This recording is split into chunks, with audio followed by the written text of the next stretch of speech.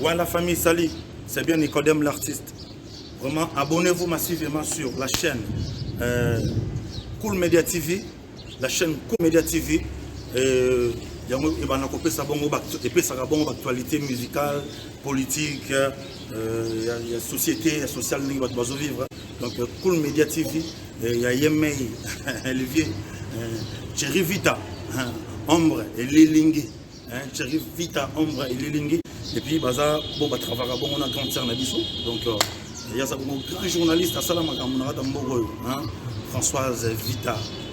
Françoise Vita. Donc, ça, la bagarre, donc, donc, c'est ça, quoi. Vous s'abonner massivement à la chaîne Wana pour voir l'actualité. Merci et.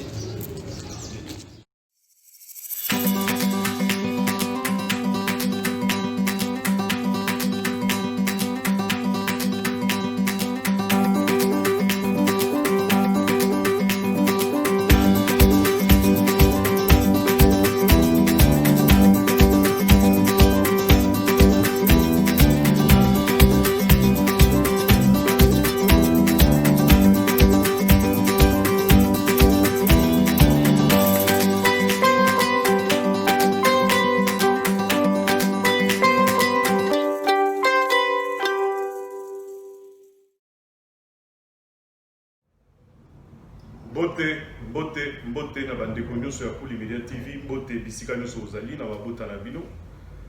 Je pense que bato nyonso baza malamu epai na bango na kombo ya Nzambe Mokonzi. Tokutani na bino susu lelo pour éventuellement partager avec vous moi actualité oeza en ce moment et salamaki lobi kaka. Biso nyonso dozo se rappeler que nous avons eu des guerres où il y a des dégâts entre autres la première guerre mondiale qui était entre 14 et 18 et la deuxième guerre mondiale où il y a de 40 à 45. Dégâts à Maka, c'est ça la deuxième guerre mondiale, les dégâts où ils ont une bombe atomique.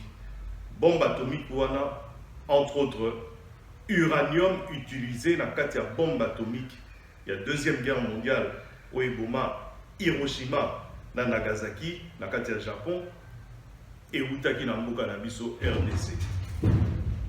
Et ma conséquence nyonso ya bombe atomique, c'est-à-dire tango ba betaka yango, tango ba bwakaka yango na kati ya Japon, na ba américain, bombe atomique wana ememaki dégâts moko ya mokolo moko te. Mais ya bambula na bambula na bambula. Entre autres, la malformation, il y a pas botama, il y a ba ondes radioactives au etikalati lelo na kati ya Japon. Alors il y a ça ba mesure moko boye na kati ya monde entier entre ba nations pour te baloba que il faut ba réglementer l'utilisation ya tout ce qui est armes nucléaires. Topé armes oyo et la destruction massive. Pourquoi la zombe tali solo wana? Il y a 2 jours, na mboka ya ndeko na biso Jamal oyo alingaka suko zonga mboka na été oyo azalaki na tango ya procès ya Vital Kamerhe bino nyonso boyebi Jamal alobaki na bato ke azonga mboka nete utakino aya na mboka na biso ya RDC. Eh bien lelo touti komona nouvelle moko ya mabe pote bato baza na kati ya Liban topé na kati ya Beyrouth. Et précisément place Marambeleki, Bazali Bato Nzamba Sali, Batoyo, Bazala Mokilo Lokola Biso. C'est-à-dire ma benyo soye la moto. En tout cas, moi franchement, il faut la compatir, il faut la lukana partager, quel que soit Bato wana soyi Bazala Mabe na Mokilito Bazala Mabete. Pour Bazala humain. Na Katia Beyrouth, tous la Bato Baba innocent. Na Katia Beyrouth, tous la Bato Baninara africain. Na Katia Beyrouth, tous la Bato Baninara Mokili. Mingi pe na kati ya ba circonstances wana tout monde a que bateau ba kufaka ezara mingi ba innocent ba oyo ba ko tcha plutonium wana na kati ya port wana ya Beyrouth pendant plus de 6 ans bazana bango en vie ba vandi na ba bureau na bango bazo continuer ça ba faire na bango yo numela o ambongo mais bato ebele ba kufi lobi na niveau ya Beyrouth Qu'est-ce qui s'est passé exactement à port et à Beyrouth? Point d'interrogation. Pourquoi cargaison il y a un tonnage et belé explosif et qu'on va dans le port et à Beyrouth durant toutes ces nombreuses années? Point d'interrogation. Bango moko baebi bazaro préparant pour la banane, bazaro linga attaquer banane pour la minute où il dit que Liban politiquement, économiquement, baza vraiment assez, baza qui même envoie yako déposer ba éponge au sein ba aide pour baza sous na ba moyen penda ya makasité. Mais sujet na ma lelo est sûr juste pour réveiller un petit peu conscience, il y a bisonio so batuna mokili na tango pasi et kweli baninga to na tango likambo kweli bandeko po nul n'est à l'abri. Mon côté azana abri. Mon côté azab wa ko lo bakengai na mboka na nga ekoye la ngate. Même mindele oyo ba signa ba convention. Même mindele oyo ba sala que lelo yo ba sala sous ba guerre na ba territoire na ba moté parce que ndenge na ko bana deuxième guerre mondiale. Après deuxième guerre mondiale, c'est-à-dire en 45, fin 44, début 45, tant que Batunyo se va retrouver la nation na bango et que ba 26 makamba bandi ba reconstruction, ba dégâts oyo nyo se salamaki durant la guerre wana et ça a dit que lelo yo bango moko na kati ya ba convention na bango oyo ba signaki entre ba nation forte, ba nation oyo eza na ba puissance, oyo eza estimé que baza ba guerre, ba kosa ba guerre contre ba misusu. Basa la sous guerre na territoire ya moninga te. Justement pour reconstruction on est qui ba milliards na ba milliards ba mbongo ba mona que guerre wana mena ba perte ya kosakana te. Ba zonga ki na recommencement ya makambo nyonso. Lelo oyo to zongeli bango poto la kisa bango ete nyonso bango bazo créer parce que en contrepartie ya koluka kosa sous ba guerre te mais firme na bango oyo esalaka ba arme firme na bango oyo tournera pour bateka ba arme basala ba technologie sika ya ba combat ba arme oyo ya sika oyo ezoko bomba bato boza komona mona ba film boza komona mona mebele mais il faut bateka yango pour bateka yango siko ba koma otekela nini ba nation faible entre autres ba Liban entre autres ba biso entre autres ba pays belé Afrique et Asie donc nyonso wana ezosala que bango bazwa mbongo mais pour biso na biso to bunda parce que arme on appelle ça ba teki bato wana basombi yango babundi te bakosomba lisusu te mpo bakomi déjà na baarme na bango donc il faut bautiliser yango ebeba mpo bango bakontinue kosola d'où bakreaka mpe baconflit na baterritoire na biso bango bazocreye biso baconflit ebele na baterritoire na biso natangelaki bino lobi bachinois na kote ya Zambie nakolakisa bino élément moko ya sika na zwi oyo ezokoateye lisusu ezokopesa lisusu force na conviction na ngai parce que il faut que la bino ba preuve tous na conseiller moko ya chef de l'état oyo azaki na territoire ya biso côté ya Zambie côté na biso RDC mais la frontière na Zambie oyo auti komona village Mobimba topé territoire Mobimba topé district Mobimba il y a plus de 3000 personnes ba kitembo kana bango ba kimi bandaku na bango économie na bango par terre la culture na bango vivrière et la vivrière terrestre nyoso par terre moi ba commerce ba kosala nyoso par terre pour ba kimimbo kana bango parce que ba Zambien baza na kati ya territoire na biso bandeko na ngai pe baza ko konza bokomona na image wana que le conseiller qui est en train de faire le petit reportage aza na mboka na RDC baza ko banga boko sentir yango na langage na eta baza ko loba bino na sima na bozo ko mona que soda moko Zambia za kolega kuna tia zo loba on a pema izo sala et pour éviter so il ça c'est route à côté nini. Chers amis, ils sont graves, ils sont terribles. Entre parenthèses, je me suis mis debout. Opération dans mes autres bien. Donc nous avons poussé à vers guérison totale, malembe na kombo na Nzambe. Voilà à peu près ce que j'avais à vous montrer. Donc, Torobandana, on a l'élément Oyo. Botala Siko, il y a député Nabiso, côté territoire Nabiso. Et puis après, on a retiré la bino. Et là, on a sous-supporté Tokoba et Longo. Merci.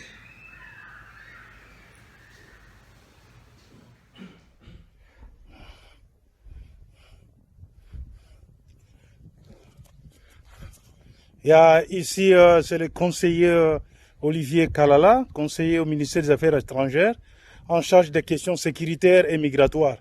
Je suis dans notre localité de Kalubamba, qui est occupée par les forces zambiennes. Voilà, je suis en train de parcourir. Vous verrez que la cité est déserte parce que on avait attaqué et tout le monde a fui. La population civile a pris fuite et suite aux incursions des forces zambiennes. Et au moment où je vous parle, les forces zambiennes sont en train d'occuper cette portion de notre territoire national. Et lors de nos pourparlers aujourd'hui, ils ont accepté et ils vont pouvoir quitter en dehors 7 jours, à partir du moment où notre équipe technique des deux parties, la partie zambienne et la partie congolaise, vont se réunir pour pouvoir résoudre le problème disons des frontières. Mais le problème est résolu parce qu'il y a des frontières naturelles de ce côté-ci. Mais malheureusement, vous remarquerez que la cité est déserte, elle est totalement déserte. La population congolaise a été obligée de fuir. Il y a eu vraiment une grande désolation. Il y a eu des tueries, les maisons ont été brûlées. J'ai quelques photos des maisons brûlées. Mais comme vous verrez derrière moi là, les maisons sont désertes. La population n'est plus là. C'est une cité d'environ plus de 3000 habitants. Plus de 3000 habitants. Alors imaginez-vous une population riveraine. 3000 habitants, il y a beaucoup d'activités commerciales sur le plan économique. Donc, le tout a été arrêté suite aux incursions de l'armée zambienne. Vous verrez, comme vous voyez derrière moi, donc la cité est totalement déserte. Il y a une désolation totale. Mais notre gouvernement n'a pas lâché prise.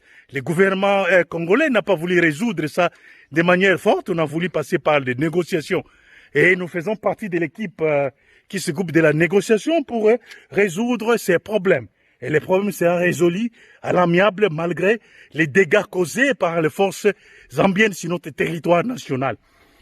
Eh ben, c'est sérieux. Je vous assure que c'est sérieux. Nous avons parcouru plus de 200 km aujourd'hui. Et ça, c'est l'une des grandes cités. L'une des grandes cités, je crois, si le temps le permet, nous allons descendre au bord du lac, voir des maisons laquistes. Je vous assure qu'il y a des grandes activités économiques ici. Mais dommage, ce qui s'est passé, c'est fort regrettable. Mais le problème sera résolu. Je vous remercie beaucoup pour suivre cet détail. Comme vous verrez derrière moi là, vous verrez, il y a un militaire zambien qui est là. Donc le problème sera résolu. Merci beaucoup. Je vous remercie.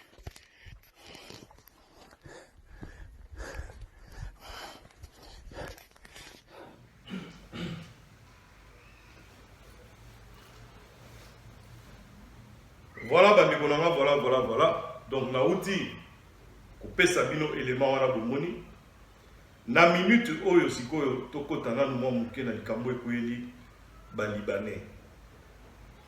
Ba Libanais ba lamuki na tongo ya lobi ba yoki déflagration ya liboso ya muke na mwa ba flamme bandi kopela na port na bango okomona bilili. Et quelques secondes après ou peut-être 1 minute après ou 2 minutes après, maman na déflagration oyo est comparable na bombe atomique, mais na ampleur mourir à moins mouquet, parce que et atteindre à peu près un peu plus d'1 kilomètre, peut-être 2 kilomètres sur les terres et sur la mer aussi, parce que port à Beyrouth, ils ajustent entre mer et la terre. Beaucoup de monde a bilili. Beaucoup de monde a effet oyo ya mabe ya bombe. Beaucoup de monde kino oyo etinaka mutu akoma bamisusu bakosa ba AVC, bamisusu bakosa ba paralysie, bamisusu bakokoma kiole, bamisusu mpe bakobela azalaki ne normal pas beli pona bobangi wana, parce que bozoko imaginer peut-être de loin en regardant les images, mais lorsque vous vivez une déflagration, franchement mes amis, je vous jure, ce n'est pas de la blague. Nakati ya bilili wana bokomona pendenge musali ya Nzambe apakati mbangu, malgré aza na kati église aza ko préparer moi etelo na ye abandi mbangu nanu bomona te. Donc conviction ezalaka nango te na bato wana, bazalaka na bango na conviction te. lokuta na lokuta onzambe akokosalela yo zala na elikia zala na foi mais toyebi que foi soko za nango okokima te eloko moko te po yebi ke nzambe aza na yo mais mosali ya nzambe apakati ya kosakana te botala bino هبنا حظا من دعاء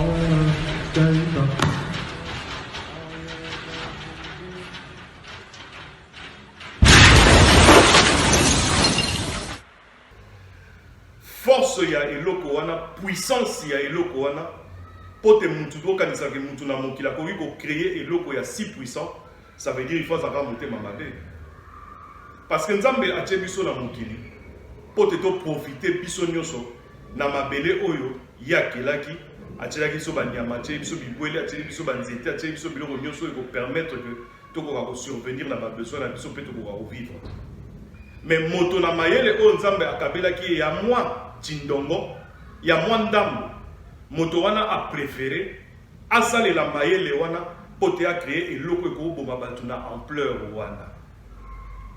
Vous allez voir, chers amis, na ba image oyo ndenge nini moto aza na kati ya mutuka à plus d'1 kilomètre esika bombe epeleli moto wana na kati ya mutuka na ye na ba vitre na ba rétroviseur na biloko nyonso ezo kopanza moto aza 2 km na étage ndenge nini eza kosouffle ye alongwe na ye na canapé ne à plus de 2 mètres na kati ya salon na ye ebwaki na mur moto oyo aza pembeni lelo toyebi te soki azali na bomoi to mpe akufi parce que bango nyonso baki à moins de 500 mètres ya esika wana mingi bakufi mpe mingi baza na bahôpitaux.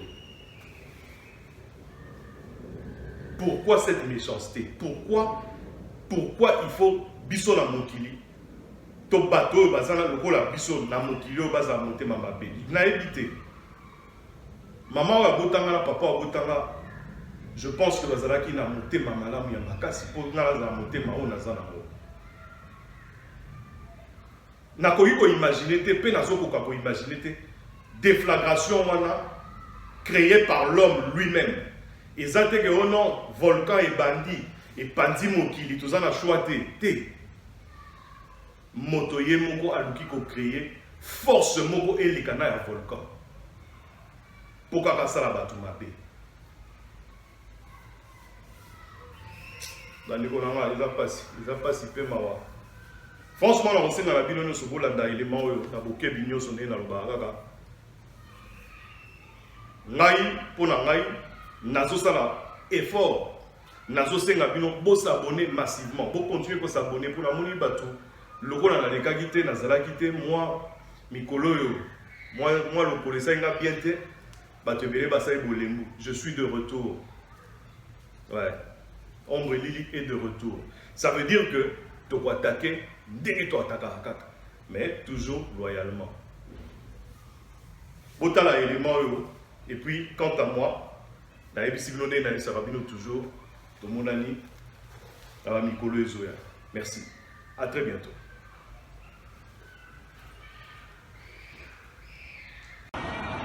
Oh my God! Oh my God! Oh my God! Oh my God! Oh my God! Oh my God! Oh my God!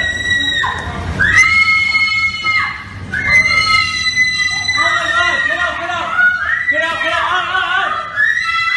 Out! Get out! Go! Go! Go! Come go! We're in the house.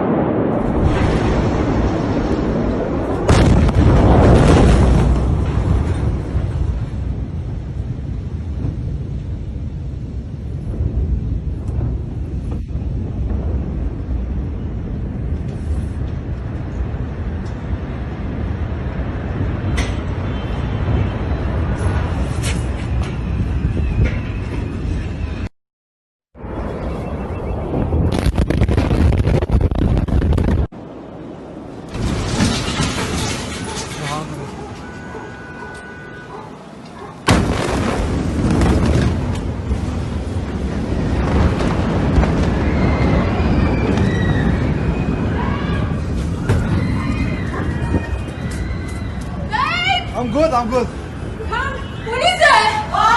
I'm here. الملائي نعم هبنا حظا من دعاء كي تقع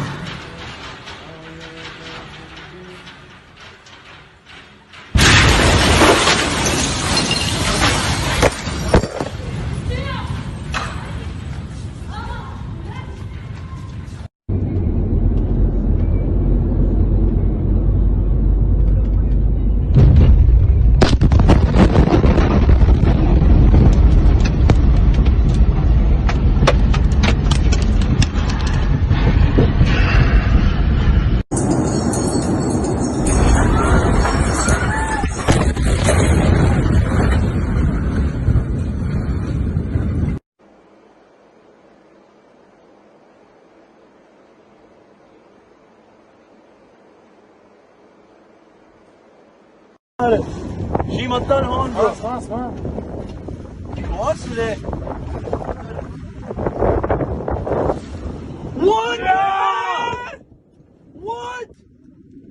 What? شو هاد برو؟